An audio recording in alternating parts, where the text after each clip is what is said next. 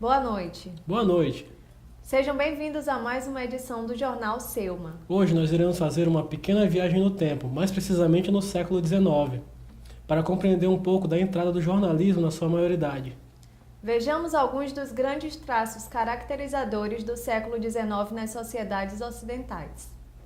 A expansão e consolidação do capitalismo e da Revolução Industrial, o crescimento da classe operária para o estatuto de classe média a que seguiu seu aburguesamento, que provocou o êxodo para as cidades e imigração para países mais desenvolvidos. Ou seja, a sociedade tornou-se amante dependente das tecnologias e das ciências. O capitalismo viu crescer a sua importância, a grande procura por lucros possibilitou um sistema bancário forte, capaz de assegurar recursos à iniciativa privada. A família rural deu lugar à família urbana, incrementou-se o consumo de bens e serviços, as novas vias e meios de comunicação, como telégrafo, estradas, caminho de ferro, tornaram o mundo menor. No entanto, a Revolução Industrial não começou para todos. Um outro ponto se deu pelo crescimento educacional e social das populações. O ensino básico e gratuito expandiu-se então naquela época, já que uma sociedade tecnológica e industrial necessitava de pessoas com nível de instrução. Os operários vão ver na educação uma forma de progresso e crescimento social. A educação aumenta a capacidade de conhecer e ler o mundo, o que logo contribuirá para o aparecimento de uma imprensa destinada a responder às necessidades dos operários. Agora vamos ver como se deu a democratização da vida política. Na década de 70, no século XIX, Estados Unidos, França, Alemanha, Suíça e Dinamarca já tinham sistemas eleitorais onde somente homens maiores de idade poderiam votar. No Reino Unido, cerca de 30% deles exerciam o direito de votar.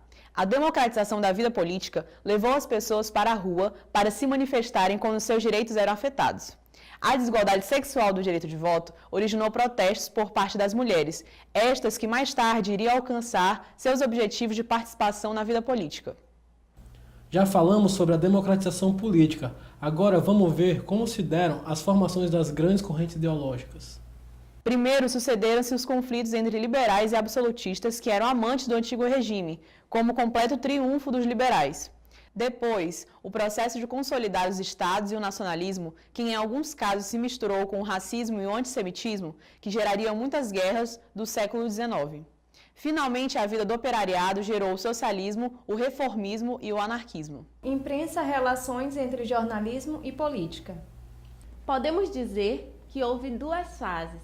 A primeira fase, o século XIX, foi um século de expansão das ideias liberais e do espírito burguês a que se associa a ideia de liberdade de imprensa. O jornalismo dominante, político e de partido trouxeram uma nova espécie de espaço público para as discussões sobre ideias e ideologias da governação e das políticas. Tratava-se de um espaço público, elitista e relativamente unificado.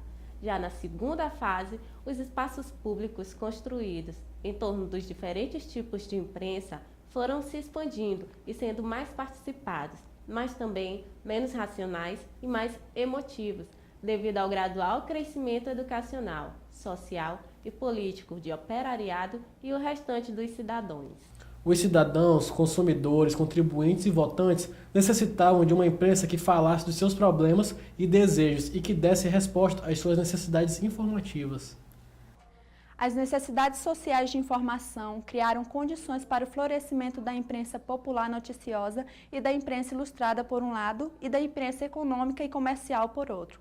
Embora na Europa e na América Latina o cenário jornalístico fosse denominado pela parte presse, imprensa política também denominada de optativa, combativa ou de partido durante toda a primeira metade do século XIX. Nos Estados Unidos, na década de 30, surgiram jornais predominantemente noticiosos, baratos, politicamente independentes, com um discurso acessível e direcionado para pessoas comuns.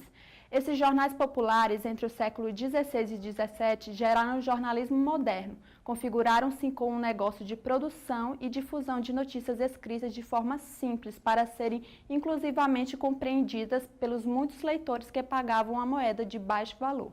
O lead jornalístico noticioso, a técnica jornalística da pirâmide invertida, a factualidade no relato, os procedimentos de objetividade fizeram, nessa época, a sua aparição como elementos dos saberes e competências profissionais, contribuindo para a consolidação de jornalismo como profissão. À medida em que o jornalismo se profissionalizava e invadia as universidades, os jornalistas melhoravam seu estatuto social e se autodenominavam grupo profissional, cultivando um conjunto de conhecimentos e competências específicas, bem como as normas de condutas que expressavam o conjunto de valores que ainda hoje sustentam a sua ideologia e cultura profissionais. O Jornal Selma termina por aqui. Fiquem agora com a apresentação do próximo grupo. Boa noite. Boa noite e boa sorte!